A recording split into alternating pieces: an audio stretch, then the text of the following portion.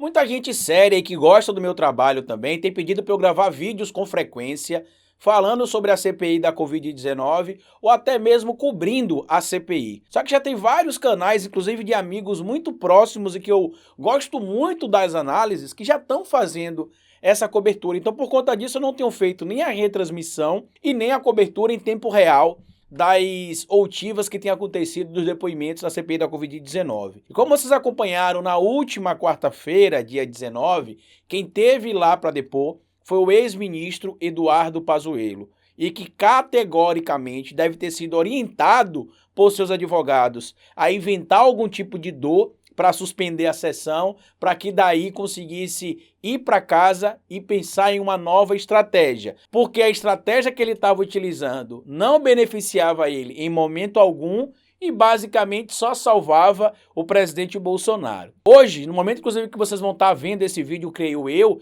a CPI vai ter sido retomada caso o Eduardo Pazuello não invente outra desculpa para mudar de novo a sua linha de defesa ou de depoimento em tese, porque ele estava se auto-incriminando, mesmo com o HC, que permitia que ele ficasse calado, porque ele não parou de mentir em momento algum. Vamos para o vídeo que eu vou tentar explicar para vocês o que aconteceu lá.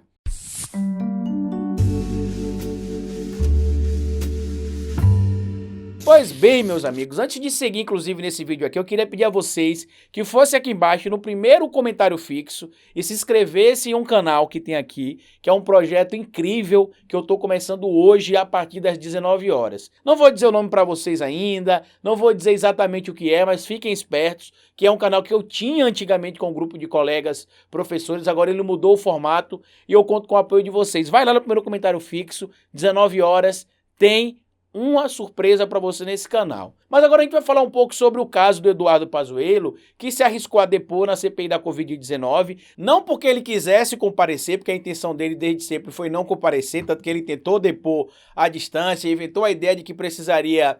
ficar com a quarentena de 14 dias, já que supostamente teria tido Covid-19 e tudo mais. A participação do Eduardo Pazuello na última quarta-feira foi patética e mais incriminou ele do que beneficiou. Apesar de o STF, através da figura do ministro Ricardo Lewandowski, ter concedido para ele um HC, um habeas corpus, que permitia que ele ficasse calado para não produzir nenhuma prova contra ele, respeitando, inclusive, como eu disse para vocês, a própria Constituição, o Tratado de São José da Costa Rica e outros direitos que ele mesmo tem como cidadão, já que ele é investigado em outros dois processos, ele disse que responderia tudo e respondeu, pelo menos até o momento que inventou supostamente uma dor, e eu estou dizendo que inventou supostamente, porque o doutor Otto Alencar, que é médico, atendeu ele e disse que ele não tinha problema algum, que ele tinha alegado que tinha tido um mal súbito, mas que o doutor Otto, que é senador, tinha olhado para ele, analisado ele, tinha checado ele e que ele estava bem, tanto que até a própria repórter que estava entrevistando o Otto na hora,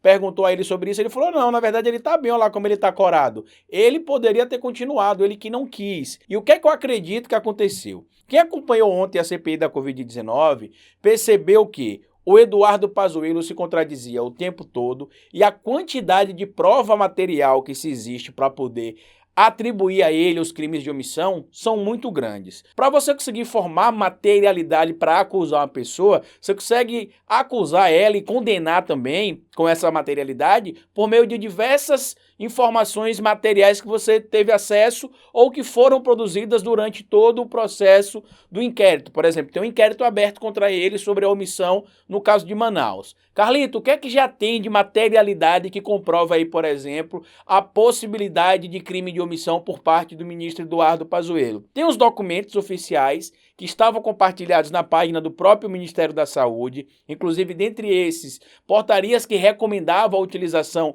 ou não de hidroxicloroquina. Isso documento físico. Tem depoimento de pessoas que informaram, que comunicaram ao governo federal, em especial o ministro Eduardo Pazuello e o seu ministério em si, sobre o problema que aconteceria em Manaus no início de janeiro, dentre essas coisas, por exemplo, a situação da falta de oxigênio. Tem a questão também audiovisual, vídeos em que o ex-ministro aparece defendendo um suposto tratamento precoce sem eficácia. Tem um ministro, inclusive, reconhecendo que o que ele faz é determinada pelo Bolsonaro. Isso poucos dias após ele ter divulgado que tinha feito um acerto com o Instituto Butantan para comprar ali cerca de 100 milhões de doses, 46 milhões em uma primeira etapa e depois as outras etapas chegariam até 100 milhões de doses, e o Bolsonaro disse que desautorizou. Então a gente tem essa prova audiovisual também, além de outros testemunhos que a gente vai acabar ouvindo. O que a gente sabe que está acontecendo nessa CPI da Covid-19 é que, apesar de muita gente estar tentando proteger o presidente Bolsonaro, o que eles estão fazendo são duas coisas. Não estão conseguindo proteger o presidente, porque o próprio presidente continua cometendo os mesmos crimes que ele tem sido acusado, inclusive, e os que estão indo depor acabam tentando proteger o presidente e se incriminando. Está acontecendo isso, por exemplo, possivelmente com o Fábio Van Garten, está acontecendo isso com o Eduardo Pazuello, algumas pessoas estão dizendo também que está acontecendo o mesmo com o Ernesto Araújo, e eu também tenho de concordar. A grande pergunta que fica para vocês que vão estar vendo hoje o depoimento do Eduardo Pazuello é o seguinte: até onde o Eduardo Pazuello estaria disposto a ir para defender o presidente Bolsonaro? Porque até onde a gente sabe, a contratação do Zoser Hardman, que é seu advogado particular, além dos dois cedidos pela Advocacia Geral da União, foi uma forma de sinalizar ao Bolsonaro que ele sabia o limite entre apoiar o presidente e ser idiota ao ponto de se incriminar. E na última quarta-feira, com o depoimento dele, ficou claro que não está convencendo os senadores, não está convencendo o relator, nem o presidente, nem o vice-presidente, e isso pode acabar, inclusive, sendo subterfúgio e materialidade para ser utilizado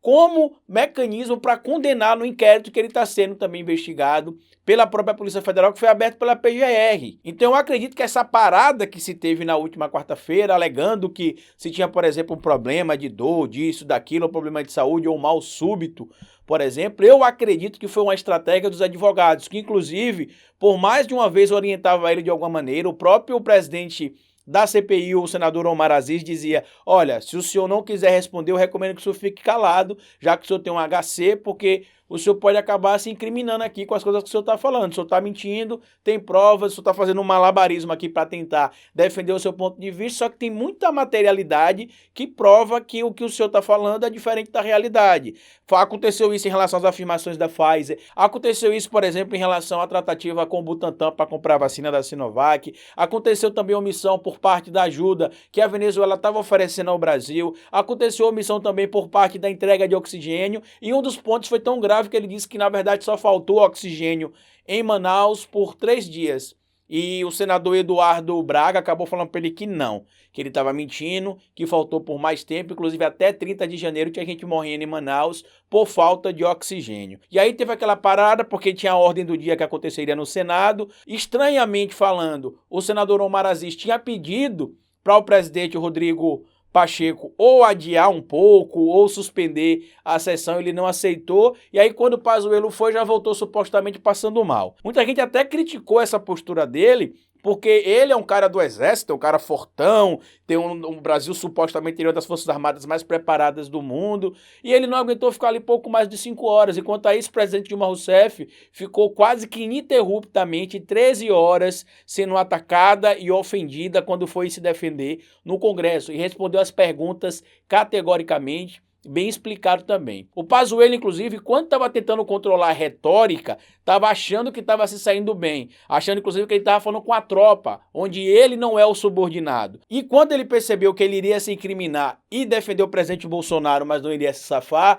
eu acho que a defesa dele orientou a suspender, e tenho certeza que nesse momento que a gente está aqui conversando, que eu estou gravando esse vídeo, que vocês vão estar vendo esse vídeo também, tá tendo alguma negociada por bastidores aí, porque ele não vai cair sozinho. Eu tenho dito isso para vocês aqui com frequência. Mas enfim, comenta o que é que você acha aqui que vai acontecer nessa quinta-feira, compartilha esse vídeo com outras pessoas. Se o Pazuello não comparecer para o depoimento, vai ter uma observação ou no início ou no final desse vídeo. E outra coisa importante para a gente frisar é que ele queria comparecer, segundo especulações, com a roupa do exército, para meio que intimidar os senadores. Só que a gente já sabe que ele não teve apoio dos generais, que disseram o seguinte: se você for com a roupa do exército, você vai passar vergonha, porque se você disser que foi lá cumpriu a missão do exército, a gente vai te desmentir. E aí ele foi, inclusive, copiando o Lula. Talvez tentando ali ter uma imagem um pouco mais carismática, né? Algo que ele não tem. Mas enfim, compartilha esse vídeo com outras pessoas, se inscrevam no canal, deixa like. À noite vai ter outro vídeo, possivelmente falando sobre o final do depoimento dele. E também no meio da tarde vai ter um vídeo importante sobre aquela situação do rapaz